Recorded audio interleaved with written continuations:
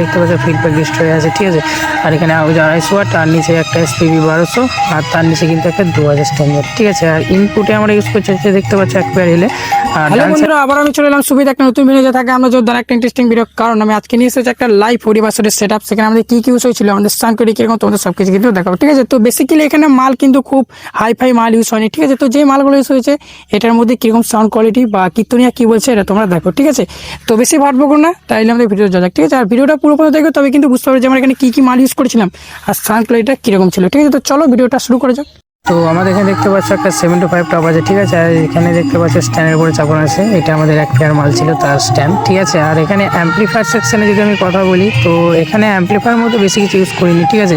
একটা দেখতে পাচ্ছ 10 kb স্টেবিলাইজার, ঠিক আছে। আর একটা স্ট্রেঞ্জারের 700 ওয়াট, আর এখানে দেখতে পাবে বা সাইড দেখতে পাচ্ছ ফিডব্যাক ডিস্ট্রয় আছে, ঠিক আছে।